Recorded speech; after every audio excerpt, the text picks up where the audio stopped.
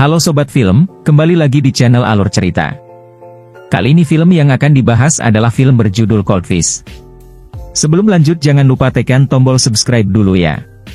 Tanpa basa-basi langsung saja kita ke alur ceritanya. Film ini menceritakan seorang kepala rumah tangga yang bernama Shamoto. Ia merupakan seseorang yang tidak tegas, pemalu dan suka mengalah pada segala hal. Ada Mitsuko yang anaknya dan juga ada Taiko yang merupakan istrinya keduanya setelah istri pertamanya yang merupakan ibu kandung Mitsuko meninggal dunia. Taiko memiliki hubungan yang kurang baik dengan Mitsuko. Shamoto memiliki sebuah toko ikan sederhana yang merupakan tempat dia mencari uang sehari-hari. Singkat cerita, Mitsuko mendapatkan telepon dari pacarnya dan ia memutuskan keluar malam itu juga.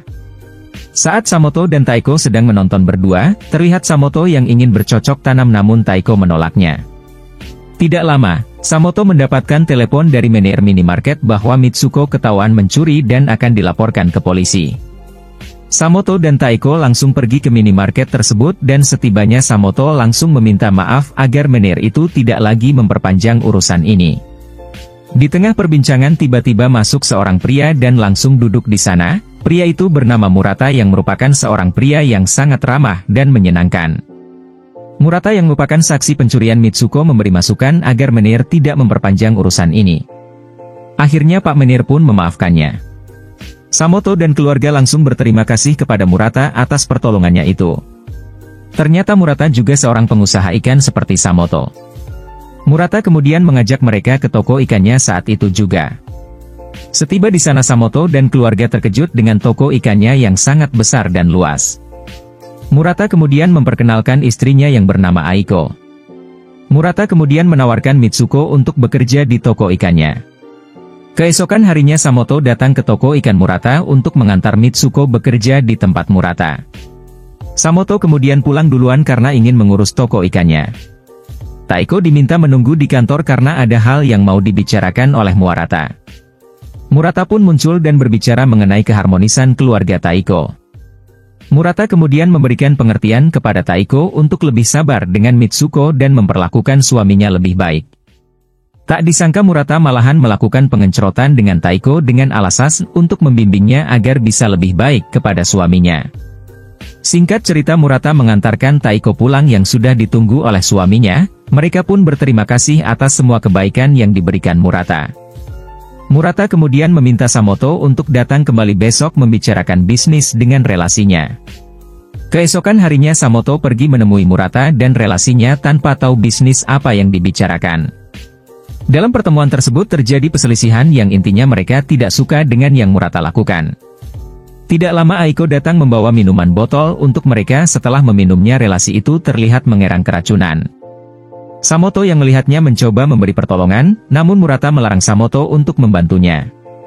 Shamoto diancam oleh Murata kalau dia melaporkan ini ke polisi maka anaknya akan bernasib seperti ini. Shamoto kemudian dipaksa menjadi tangan kanan Murata di setiap bisnis yang dijalaninya. Shamoto pun terlihat panik dan terpaksa menuruti kemauan Murata. Tugas pertamanya adalah membantu Aiko membawa mayat itu ke dalam mobil yang akan dibawa di rumah rahasia Murata di tengah hutan. Sesampainya di rumah tersebut, mereka membawa mayat orang itu ke dalam rumah dan Shamoto diminta menunggu di luar selagi mereka mengurus mayat orang itu. Tidak lama kemudian Shamoto diminta masuk ke dalam dan betapa kagetnya melihat Shamoto dan istrinya yang sedang mencincang mayat tersebut.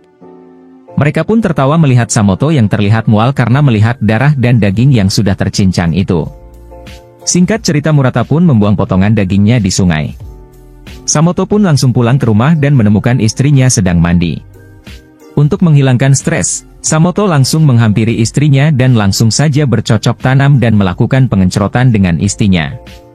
Keesokan harinya Shamoto kembali ke tempat Murata untuk memeriksa keadaan Mitsuko, namun dirinya malahan diajak untuk menemui seseorang yang bernama Tutsui yang merupakan teman dekat dan rekan bisnis Murata. Saat sedang mengobrol tiba-tiba ada tamu tak diundang datang yang merupakan geng Yakuza. Ternyata mereka semua datang ke sana untuk menanyai saudaranya yang menghilang dan ternyata saudaranya itu adalah orang yang sudah Murata bunuh kemarin. Di sini Murata dan istrinya terlihat pura-pura ketakutan dan tidak tahu mengenai menghilangnya saudara mereka.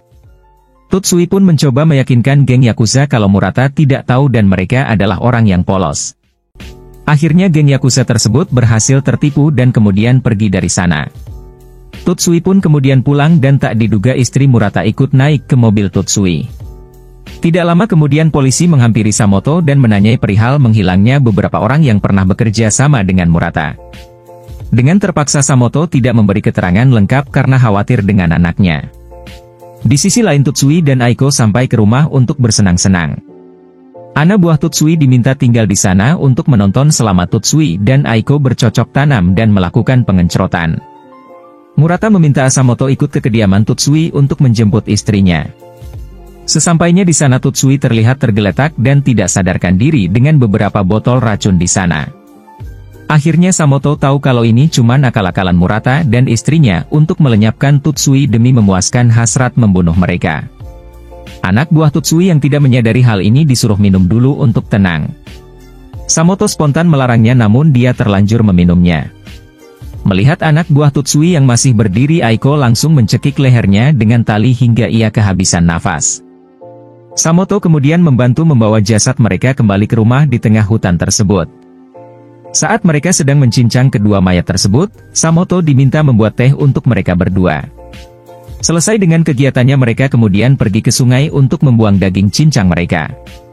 Sebagai hadiah Murata meminta Samoto untuk bercocok dan tanam dan melakukan pengencrotan dengan istrinya Aiko. Samoto menolak permintaan tersebut namun Murata mengatakan sebagai seorang pria Samoto harus siap siaga terhadap segala hal yang tidak terduga. Murata juga mengatakan kalau dia sangat benci dengan sifat lemah dan pemalu Samoto.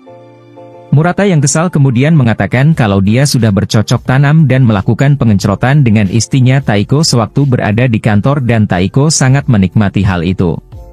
Samoto yang mulai emosi langsung memukul wajah Murata. Tidak lama kemudian Samoto langsung menghampiri Aiko dan langsung bercocok tanam dengan Aiko di depan Murata. Tanpa disadari Samoto mengambil pulpen dan langsung menusuk leher Aiko dan kemudian kembali menusuk-nusuk Murata hingga sekarat. Anehnya Aiko malah tertawa melihat hal tersebut. Singkat cerita mereka kembali ke rumah di tengah hutan dan Samoto meminta Aiko mencincang tubuh Murata. Samoto mengatakan kalau dirinya sekarang adalah Murata yang baru dan Aiko adalah istrinya yang berarti Aiko harus menuruti perkataannya. Aiko kemudian menurutinya karena melihat sosok Samoto yang lebih sadis dari Murata. Samoto langsung pergi ke toko ikan Murata dan menjemput paksa putrinya untuk pulang. Setibanya di rumah Samoto langsung menyuruh istrinya memasak untuk makan di rumah. Terlihat Samoto yang sudah muak akan ini semua dan langsung kembali ke rumah tengah hutan dan membunuh Aiko. Di tengah perjalanan ternyata Samoto menelepon polisi yang menemuinya itu. Tidak lama kemudian polisi pun datang dan ternyata ia datang bersama istri dan anaknya Samoto. Taiko yang melihat Samoto menghampirinya, namun ternyata di tangan Samoto memegang sebuah pisau dan langsung saja membunuh Taiko.